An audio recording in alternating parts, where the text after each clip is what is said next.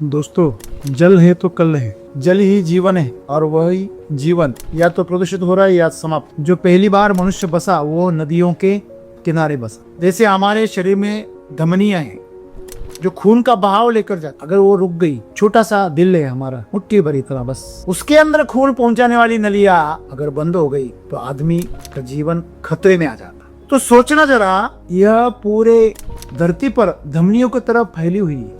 सिर्फ हमारे देश की बात नहीं है, नदियों ने ऐसा जाल बिछाया है कि जहां जहां से वो गुजरी है वहां जीवन पनपा है। जहां पर वो 2 फसल ले रहा था वहां पर वो 4 फसल ले रहा है। जहां पर वो एक मिट्टी के घर में रहता था वहां पे अभी सीमेंट के घर में रह रहा है। जहां पर वो साइकिल पे घूमता था, बैलगाड़ी में घूमता था, वहां पर वो ट्रैक्टर ले रहा है, कार ले रहा है, बाइक ले रहा है।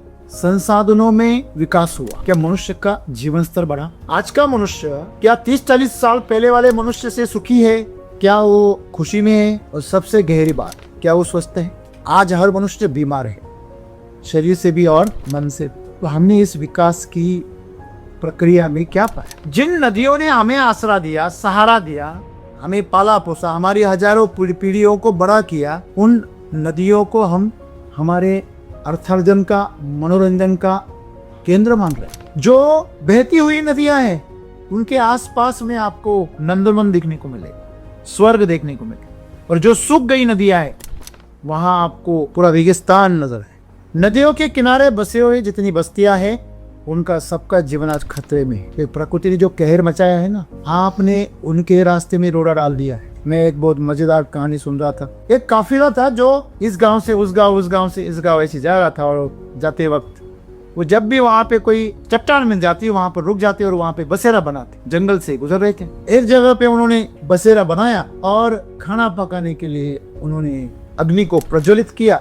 जैसे ही अग्नि को प्रज्वलित किया उसी पल चट्टान हिलने लगी। वो तो थोड़े सत्ते में आ गए, ये क्या हो रहा है? उनका जो वहां पे बसेरा था वो पूरा हिलने लगा, एकदम से ऊपर उठ गया। तो बाद में पता चला कि वो बड़ा कछुआ है जिसके ऊपर उन्होंने बसेरा बसता। तो समझिए, आप जिस नदियों में, नदियों के किनारों में, उसके अंदर आप जहां भी आप उसको नुकसान पहुंचा रहे, वहां आप बसेरा कर रहे, वहां पे बस्तियां कर रहे, तो वो खतरे में है, क्योंकि वो उनका जीवन है। वहां नदियों को आप हमें संभालना चाहिए। आज लोग जिसने जन्म दिया उसको नहीं संभाल, तो जिंदा है आपके सामने उसे नहीं समझ पा रहे, क्या ये नदियों को समझ पाएंगे? आपने पूछा कि इस नदियों को कैसे संभाले। पहले तो हमें माँ क्या होती है ये समझना बहुत जरूरी है। जो अपने कोख से आपको जन्म देती, आप उसके शरीर का ही गोला हो, एक मांस का गोला हो, जिसे पाल पोस कर उसने इतना बड़ा किया। अगर आप आपके माँ के प्रति, जहाँ से आप पैदा हो गए, उसके प्रति अगर आप शुक्रगुजार नहीं है तो आप नदियों को क्या समझेंगे? तो पहले हमें हमारे रिश्तों की तरफ आभार प्रकट करने की एक वृत्ति को जन्म दे रहा हूँ। हमारे अंदर की संवेदनशीलता को समझना होगा, हमें अभियान चलाने होंगे, हमें जागरण करना होगा। लोगों के अंदर यह भावना पैदा करनी पड़ेगी कि नदियां हैं तो हमारा भविष्य है। जब आप जंगलों को संभालेंगे, नदियां अपने आप जिंदा हो जाएगी। जंगल ही है जो नदियों को बचा सकते हैं। जब वो बहती है उसे नदी कहती है, जब वो बहती है तभी उसे नदी कहा जाता है। आज दादा गुरु एक मिसाल बन गए। नर्मदा बचाओ आंदोलन जो लोग चला रहे वो खुद एक आंदोलन है। नर्मदा की परिक्रमा कर रहे और हजारों लोगों को प्रेरित कर रहे। हिमालय की नदियों में इतनी ताकत होती थी, अगर उसका एक गिलास पानी आप पियो तो आपको खाना खाने की जरूरत पड़ती नहीं, इतने मिनरल्स आपको मिल जाती। जब तक हमारा एक्सीडेंट नहीं होता तब तक हम ट्रैफिक के रूल को संभालते, तब तक हम उस रोड के बादशाह होते। जितने भी डैम बांधे गए वो नदियों के ऊपर है, नदियों का गला दबाया गया है। मनुष्य के नाम पर सिर्फ संख्या को बढ़ा रहे, क्या कोई गुणवत्ता है हमारे पास? 100 कौरवों से 5 भारी पड़ गए क्योंकि वह सात्विक थे और कौरव दाम्भिक थे। तो यही समस्या है। आज लोगों की संख्या बहुत बढ़ रही है लेकिन कौरवों की संख्या बढ़ रही है। पांडव कहाँ है? आप आपकी तरफ से बस इतना करो कि प्रकृति के साथ चलो। हम खुद पेड़ लगाएं, लोगों को पेड़ लगाने के लिए प्रेरित करें और उस पौधों को पेड़ बनने के लिए हम वचनबद्ध हो जाए कि मैंने 5 पेड़ लगाया और वो उतने बड़े हो। माँ होती है, चाहे वो आपको जन्म देने वाली हो, चाहे वो आपका पालन पोषण करने वाली हो। तो नदियाँ हमारी माँ है। आज वक्त है और जरूरत है कि आप उसे गले लगाएं और उसको पोषित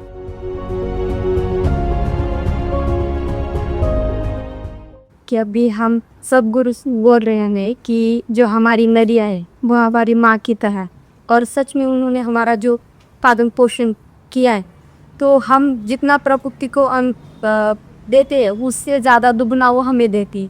तो अगर हम उसे प्रेम देंगे तो वो उतना ही दुगना प्रेम हमें देंगी, लेकिन अगर हम उन्हें नुकसान पहुंचाएंगे तो उतनी दुगनी मात्रा में वो हमें नुकसान पहुंचाती है। जैसे हमने देखा हिमाचल प्रदेश हो, पूरी बाढ़ के कारण पूरे जो मनुष्य है उसका जीवन अस्त व्यस्त हो चुका है।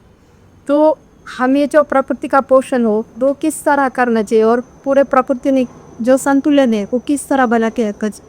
जल को हमने जीवन मान लिया है। साधु संत ने भी हमें बताया, और अभी दादा गुरु ने भी वो बताया है, सिर्फ वो पानी पे ही अभी जिंदा है।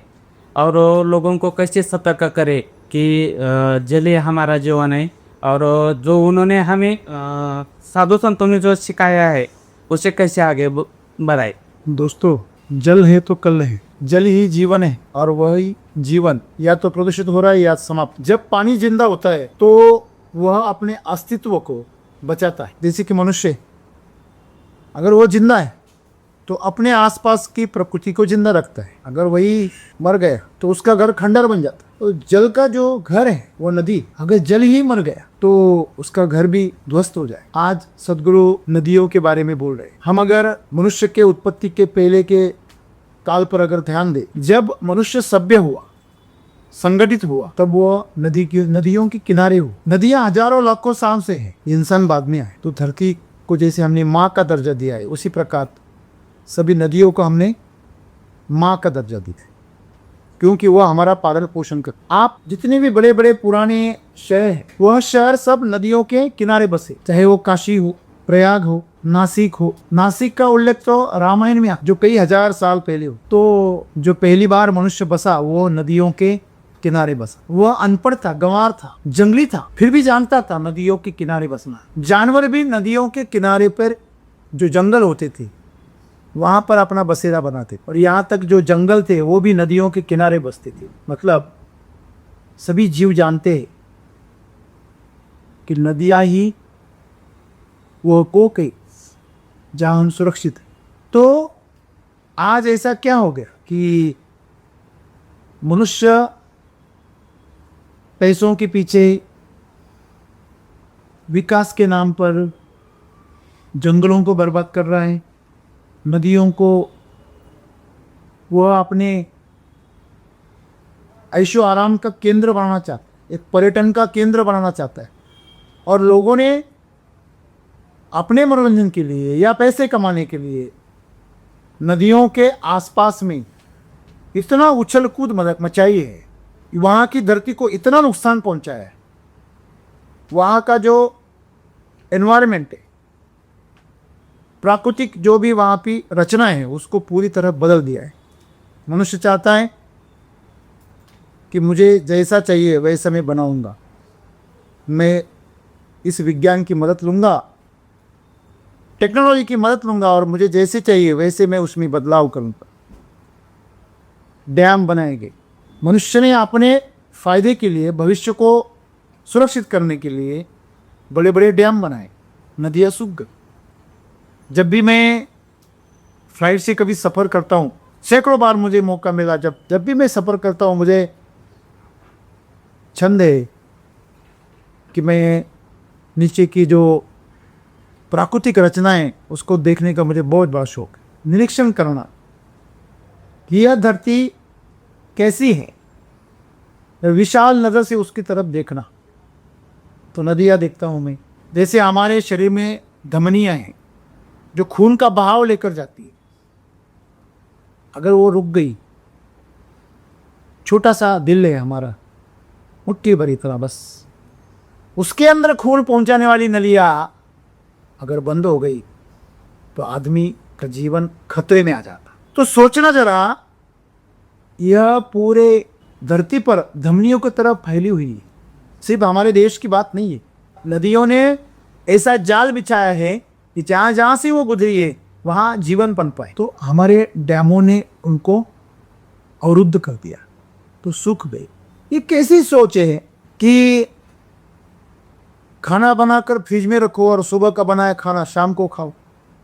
पानी को रोको और उसको गर्मी के मौसम में इस्तेमाल करो। क्या मनुष्य ने क्या पाया? जहां पर वो 2 फसल ले रहा था वहां पर वो 4 फसल ले रहा है। जहां पर वो एक मिट्टी के घर में रहता था वहां पे अभी सीमेंट के घर में रह रहा है। जहां पर वो साइकिल पे घूमता था, बैलगाड़ी में घूमता था, वहां पर वो ट्रैक्टर ले रहा है, कार ले रहा है, बाइक ले रहा है। संसाधनों में विकास हुआ, क्या मनुष्य का जीवन स्तर बढ़ा? वो तो घटा। आज का मनुष्य क्या 30-40 साल पहले वाले मनुष्य से सुखी है? क्या वो खुशी में है? और सबसे गहरी बात, क्या वो स्वस्थ है? आज हर मनुष्य बीमार है, शरीर से भी और मन से। तो हमने इस विकास की प्रक्रिया में क्या पाया? जहाँ जहाँ में हमने विकास किया, मनुष्य की बस्तियाँ बढ़ी, वहाँ वहाँ प्रलय आ रहे हैं, वहाँ पे भूस्खलन हो रहे और हजारों लोग उसके नीचे दब रहे, भूकंप हो रहे।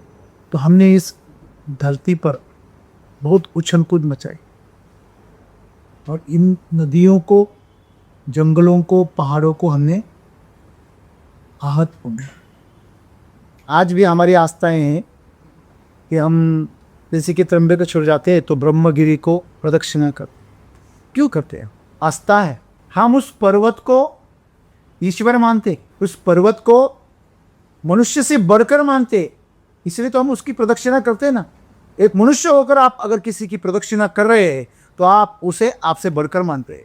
वहाँ का जो जंगल है उसको उजाड़ते वक्त आपको ये याद क्यों नहीं आता? जिन नदियों ने हमें आसरा दिया, सहारा दिया, हमें पाला पोसा, हमारी हजारों पीढ़ियों को बड़ा किया, उन नदियों को हम हमारे अर्थार्जन का, मनोरंजन का केंद्र मान रहे, उसे नुकसान पहुंचा। तो नुकसान कैसे पहुंचाया? फार्म हाउस बनाकर, हजारों लीटर पानी उठाकर, डैम बांधकर उसे रोक दिया, जिससे नुकसान यह हुआ शायद उस डैम का पानी इस्तेमाल करके शहर बड़े हुए, किसानों ने खेती बड़ी की, लेकिन उसके आसपास में जो जंगल बन रहा था वो सूख। और सबसे खतरनाक बात, उस जल का इस्तेमाल करके किसानों ने जो खेती की उसमें उन्होंने जहर घोला। क्या वो अमृत घोल रहे?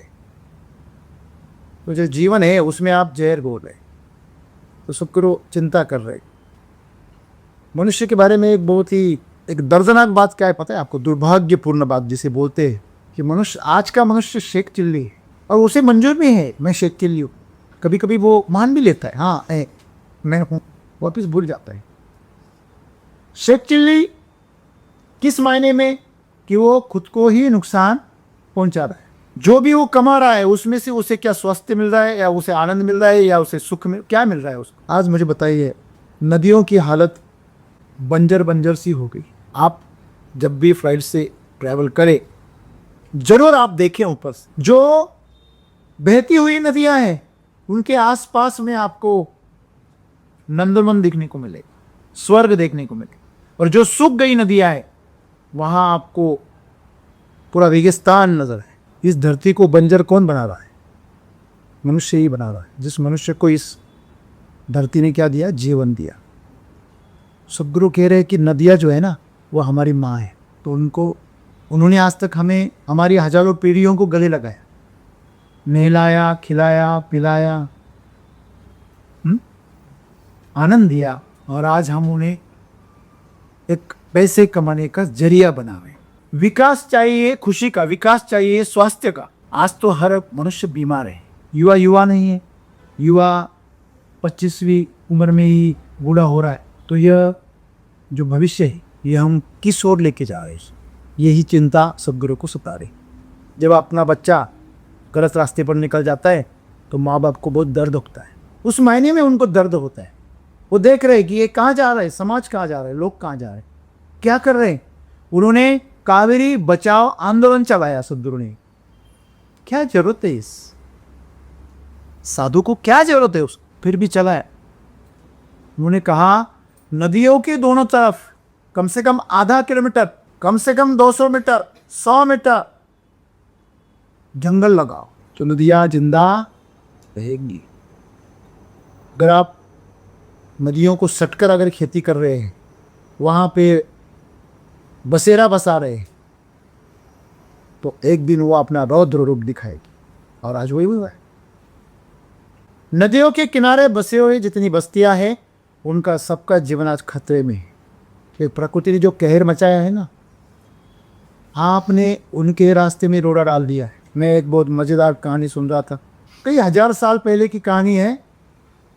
एक काफिला था जो इस गांव से उस गांव, उस गांव से इस गांव ऐसे जा रहा था, और जाते वक्त वो जब भी वहाँ पे कोई चट्टान मिल जाती, वहाँ पर रुक जाते और वहाँ पे बसेरा बनाते। जंगल से गुजर रहे थे, एक जगह पे उन्होंने बसेरा बनाया और खाना पकाने के लिए उन्होंने अग्नि को प्रज्वलित किया। जैसे ही अग्नि को प्रज्वलित किया, उसी पल चट्टान हिलने लगी। वो तो थोड़े सप्ते में आ गए, ये क्या हो रहा है। उनका जो वहाँ पे बसेरा था वो पूरा हिलने लगा, एकदम से ऊपर उठ गया। तो बाद में पता चला कि वो बड़ा कछुआ है जिसके ऊपर उन्होंने बसेरा बसाया। तो समझिए, आप जिस नदियों में, नदियों के किनारों में, उसके अंदर आप जहाँ भी आप उसको नुकसान पहुँचा रहे, वहाँ आप बसेरा कर रहे, वहाँ पे आप बस्तियाँ कर रहे, तो वो खतरे में है, क्योंकि वो उनका जीवन है वहाँ। तो नदियों को आप हमें संभालना चाहिए।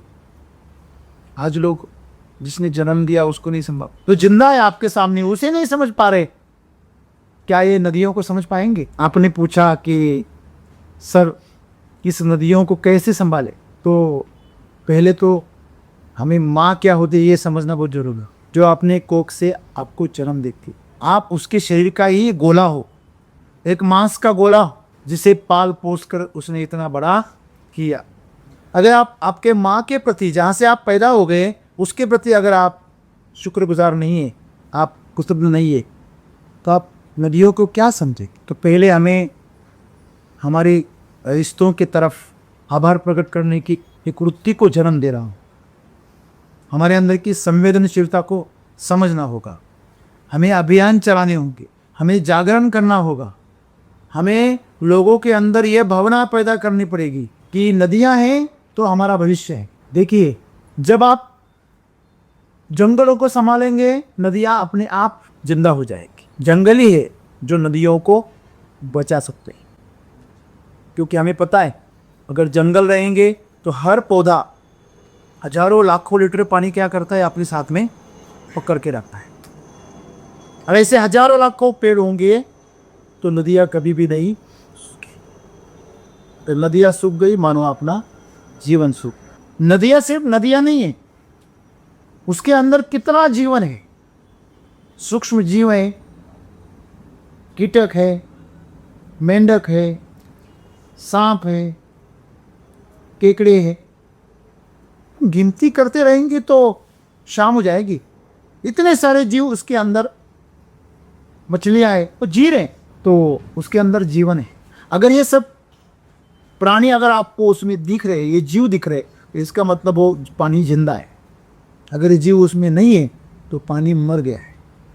और मरा हुआ पानी कभी भी एक नदी की पहचान नहीं है। नदी की पहचान है जिंदा था। जब वो बहती है उसे नदी कहती है। जब वो बहती है तभी उसे नदी कहा जाता है। अगर रुक गई तो सड़ जाएगी, वो नदी नहीं है। तो नदियों को बहना, और तभी बहन जब जंगल हो। तो हमें अगर नदियों को बचाना है तो पहले जंगल बनाना पड़ेगा। तो जैसे हम आज तक इस नदियों ने हमें गले लगाया, तो सुखगुरु कह रहे कि एक समझदार मनुष्य बनकर, इंसान बनकर हमें भी नदियों को गले लगाना पड़ेगा। आज दादा गुरु एक मिसाल बन गए। नर्मदा बचाओ आंदोलन जो लोग चला रहे, वह खुद एक आंदोलन है। उस पानी की महत्ता को उन्होंने सिद्ध करके दिया लोगों को। 1800 दिन हो गए।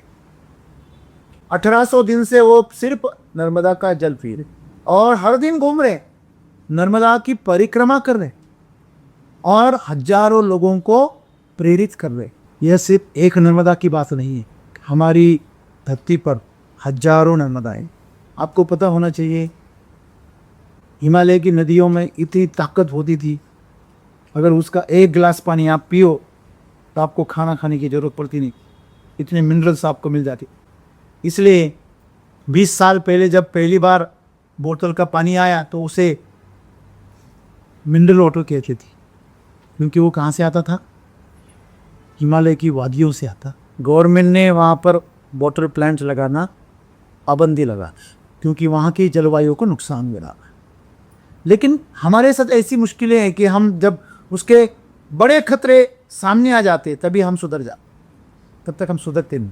जब तक हमारा एक्सीडेंट नहीं होता तब तक हम ट्रैफिक के रूल को संभालते, तब तक हम उस रोड के बादशाह होते। तो समस्या यह है कि हमारे अंदर नदियों के बारे में क्या चाहिए? संवेदना चाहिए। और हमें ये समझना ज़रूरी है कि नदियाँ रहेंगी तो हमारा भविष्य सुरक्षित रहेगा। चाहे आप एक किसान हो, चाहे आप कोई एक बिजनेसमैन हो, चाहे आप कोई नौकरी कर रहे हो, चाहे आप गांव में रह रहे, आप शहर में रहे, कहाँ रह रहे, कोई फर्क नहीं पड़ता। शहर भी नदियों के ऊपर ही जिंदा है। जितने भी डैम बांधे गए हैं वो नदियों के ऊपर है, नदियों का गला दबाया गया है। इनका गला दबा के हमने डैम तैयार किया। यह सोचने वाली बात है, चिंता की बात है कि क्या हमने विकास की तरफ कदम उठाए हैं या सिर्फ हम मनुष्य के नाम पर सिर्फ संख्या को बढ़ा रहे हैं। क्या कोई गुणवत्ता है हमारे पास? आपके 100 पुत्र हो, इससे बेहतर है कि आपके 5 पुत्र। तो 100 कौरवों से 5 भारी पड़ गए। क्यों भारी पड़ गए? क्योंकि वह सात्विक थे और कौरव दाम्भिक थे, रौब जमाने वाले थे, अहंकार दिखाने वाले थे, महत्वाकांक्षी थे, किसी की सुनते नहीं थे, अत्याचारी थे। और पांडव सदाचारी थे, धर्म को मानने वाले थे। कौरवों के लिए एक ही धर्म था, अपनी सत्ता को बनाए रखो, बस एक ही धर्म। मौज करो, अत्याचार करो, अपनी शक्ति का इस्तेमाल अपनी सत्ता के लिए करो, सत्य के लिए नहीं। तो यही समस्या है। आज लोगों की संख्या बहुत बढ़ रही है, लेकिन कौरवों की संख्या बढ़ रही है। पांडव कहाँ है? और जो भी पांडव है गिने चुने, उनके अंदर भी उन बीच बीच में सोच रहे कि क्या सही में हम सही दिशा में जा रहे हैं, या सही काम कर रहे हैं या गलत काम कर रहे हैं। तो दोस्तों, हमें यह समझना बहुत ज़रूरी है कि आज अगर हमें एक मनुष्य के तौर पर अच्छा भविष्य पैदा करना है तो हमें सही चीज़ें करनी पड़ेगी। और सही चीज़ क्या है सर? आप जंगलों को बढ़ाओ, आप प्राकृतिक संपदाओं को मजबूत करो, प्रकृति को चैलेंज मत करो। जहाँ भी प्रकृति फल फूल रही है, पनप रही है, वहाँ आप मददगार साबित हो। यही सतुआ ने किया। आप आपकी तरफ से बस इतना करो कि प्रकृति के साथ चलो। आपने एक पौधा लगाया, मानो आपने आपके नदियों के प्रति एक फूल अर्पित किया, एक कदम उठाया। अगर आपको नदियाँ बचानी है तो पौधे लगाओ, पेड़ लगाओ, जंगल लगाओ और उनको प्राकृतिक तौर से बड़ा करो। बस इतनी सी बात है। तो अगर आप जंगलों को, पौधों को प्राकृतिक तौर पे बड़ा करेंगे तो अपने आप धीरे धीरे वहाँ जंगल बन जाएंगे। जंगल बनेंगे तो आप सब मंगल बन जाए। जंगल है तो मंगल है। तो आइए, सद्गुरु जी जो हमें आज बता रहे कि हमें नदियों को संभालना चाहिए, तो हमारे तरफ से जो हो सके वो प्रयास हम करें। हम खुद पेड़ लगाएं, लोगों को पेड़ लगाने के लिए प्रेरित करें और उस पौधों को पेड़ बनने के लिए हम वचनबद्ध हो जाएं कि मैंने 5 पेड़ लगाया और वो उतने बड़े हो। हमारी माँ ने पौधा लगाया तो आज वो इतना फूलों से भर जाता है, उसे देखकर उसकी याद आ जाती। वह जहाँ भी है वहाँ खुशी में यह वो पौधा हमें खिल खिल कर बताता है, माँ माँ होती है। चाहे वो आपको जन्म देने वाली हो, चाहे वो आपका पालन पोषण करने वाली हो। तो नदियाँ हमारी माँ है। आज वक्त है और ज़रूरत है कि आप उसे गले लगाएं और उसको पोषित। धन्यवाद।